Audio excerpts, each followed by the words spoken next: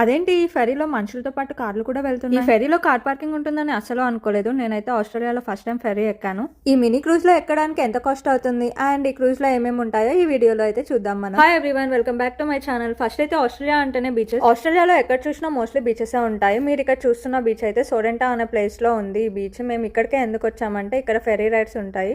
Fairy ఎక్కడానికి ఇక్కడ options ఉంటాయి కాబట్టి ఇక్కడికి వచ్చాము. ఇక్కడ మేము ఎక్కిన బ్రిడ్జ్ చూసారు కదా, ఇది బీచ్ లోపల వరకు ఉంది. అండ్ ఈ బ్రిడ్జ్ ఎక్కే దగ్గర రాశారు అనమాట, ఓన్లీ మినిమం 10 people మాత్రమే ఎక్కాలి, ఏదైనా అయితే మాకు సంబంధం లేదు అన్నట్టు రాశారు. ఈ వీడియోలో కనిపిస్తుంది కదా అదే బ్రిడ్జ్. ఈ బీచ్ కి కూడా మెయిన్ అట్రాక్షన్ ఆ బ్రిడ్జ్ అనిపించింది. అది ఓల్డ్ బ్రిడ్జ్ అనుకుంటా, అందుకే అలా రాశారు వార్నింగ్ లాగా. ఈ బీచ్ అయితే చాలా పీస్ఫుల్ గా అనిపించింది. మంచిగా కూర్చోడానికి బెంచెస్, వాష్రూమ్స్ అన్ని ఉన్నాయి. ఈ బీచ్ లో మెయిన్ గా ఇలాంటి బోట్స్ అయితే చాలా ఉన్నాయి. అండ్ చూస్తున్నారు కదా, చాలా మంది ఫిషింగ్ కూడా చేస్తున్నారు. మనం హాబీగా ఫిషింగ్ చేసినా సరే ఆస్ట్రేలియాలో దానికి కూడా లైసెన్స్ ఉండాలన్నమాట. అక్కడ దూరంగా కనిపిస్తుంది కదా అదే ఫెర్రీ ఇప్పుడు మేము ఎక్కేది. ఆస్ట్రేలియాలో ఇప్పుడు లాంగ్ వీకెండ్ కూడా మెయిన్లీ ఇక్కడికి ఫెర్రీ రైడ్ ఎక్స్పీరియన్స్ కోసమే వస్తారు. ఇక్కడ లాంగ్ వీకెండ్ లో మోస్ట్లీ క్యాంపింగ్ కి వెళ్ళడం లేదా బీచెస్ కి లేదంటే ట్రిప్స్ కి వెళ్ళడం చేస్తుంటారు. ఈ వీడియో ఎండ్ దాకా చూడండి, ఖచ్చితంగా మంచి ఇన్ఫర్మేషన్ ఇస్తాను క్రూజ్ రైడ్ గురించి. అండ్ ఆస్ట్రేలియాలో ఉన్న వాళ్ళకి ఇన్ఫర్మేషన్ యూస్ఫుల్ అవుతుందని అనుకుంటున్నా, ఎందుకంటే వాళ్ళు వెళ్ళాలి అనుకుంటే ఇన్ఫర్మేషన్ మేబీ యూజ్ అవ్వచ్చు. ఇది ఆల్రెడీ ఇప్పుడు ఒక రౌండ్ వెళ్ళేసి వచ్చింది, ఇప్పుడు పార్కింగ్ చేస్తుంది. ఇది అందుకే స్లో అయింది. దీన్ని ఇంత దగ్గరగా చూస్తుంటే భలే అనిపించింది. నేనైతే ఫస్ట్ టైం చూస్తున్నా. ఇంతకంటే పెద్ద క్రూజ్లు కూడా ఉంటాయేమో, కానీ నేను ఇది చూడడమే ఫస్ట్ టైం. ఈ సైజ్ క్రూజ్,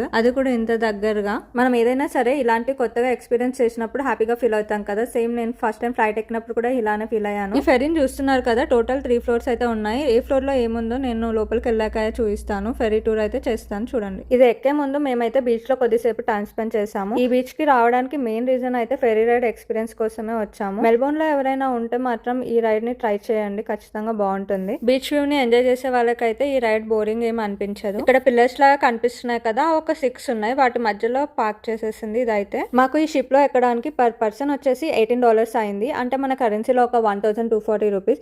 అండ్ కార్ తో పాటు ఎక్కడానికి కార్ కూడా కావాలి అనుకుంటే $67 సపరేట్ గా అయింది. అంటే మన కరెన్సీలో 7,000 చేంజ్ అయింది.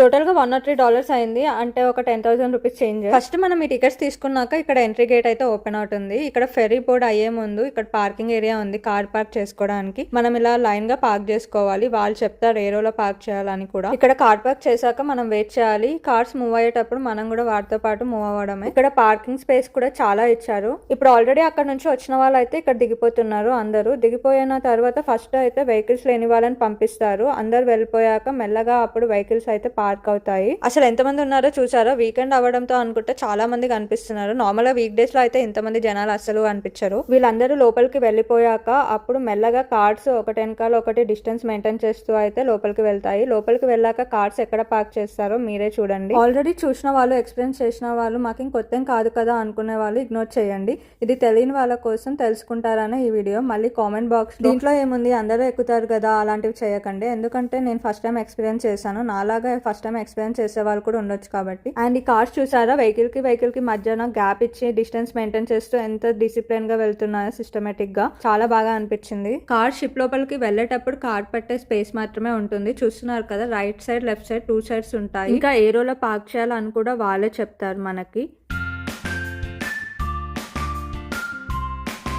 ఈ ఫ్లోర్ మొత్తం కార్ పార్కింగ్ అయితే యూజ్ చేస్తారు. మనం కార్ స్టాప్ చేసేటప్పుడు కూడా అతను చూపిస్తాడు ఎప్పుడు స్టాప్ చేయాలని. మనం స్టెప్స్ ఎక్కాక పైన కూడా ఈ ఫ్లోర్ మొత్తము కార్ పార్కింగ్ కోసమే వదిలేశారు. మళ్ళీ మనం పైకి ఎక్కితే అక్కడ మనకి డ్రింక్స్, కాఫీ అలాంటి స్నాక్స్ దొరుకుతాయి.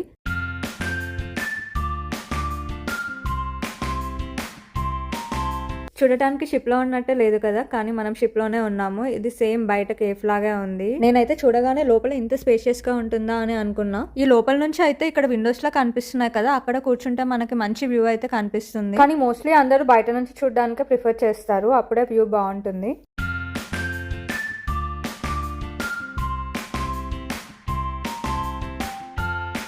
ఇప్పుడు మనం బయటకు వచ్చేసాము. సో చూసారు కదా, బయట నుంచి వ్యూ మంచిగా అనిపిస్తుంది లోపల కంటే. ఈ రైడ్ వచ్చేసి 30 to 40 minutes ఉంటుంది అండ్ 1 way.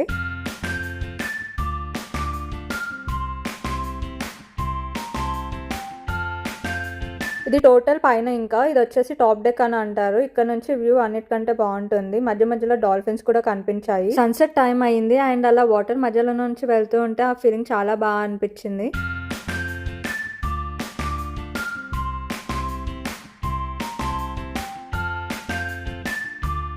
మేము వెళ్ళిన రోజు క్లైమేట్ కూడా నార్మల్గా ఉండింది.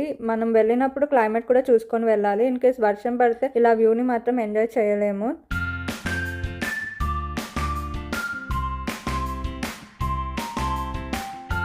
మీకు ఈ ఫెరీ రైడ్ ఎలా అనిపించింది? వర్తా కాదా మనం పెట్టిన అమౌంట్‌కి? అండ్ మీరు ఎప్పుడైనా ఫెరీ ఎక్కారా? ఇన్ కేస్ ఎక్కితే మీ ఎక్స్పీరియన్స్ ఎలా అనిపించిందో చెప్పండి. ఇంకా ఫైనల్‌గా అయితే డెస్టినేషన్ వచ్చేసింది. అక్కడ రీచ్ అయ్యాక మనం ఫస్ట్ కార్ ఎక్కడ పార్క్ చేసామో అక్కడికి వెళ్ళాలి. అండ్ కార్ స్టార్ట్ చేశాక లైన్ బై లైన్ వాళ్ళు కార్స్‌ని పంపిస్తూ ఉంటారు. మనం కూడా వాటితో పాటు వెళ్ళిపోవాలి.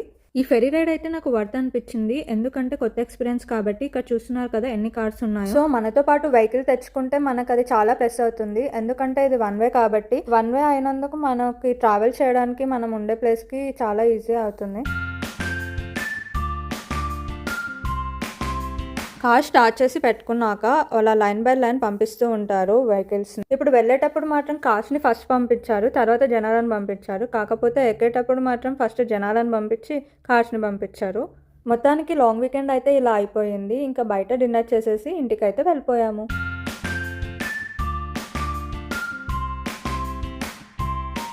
ఈ వ్లాగ్ ఇంతే ఇంకా. అండ్ మీకు ఆస్ట్రేలియాలో ఎలాంటి వ్లాగ్స్ కావాలో నాకు సజెస్ట్ చేయండి. నేను ఖచ్చితంగా అది ట్రై చేస్తాను చేయడానికి.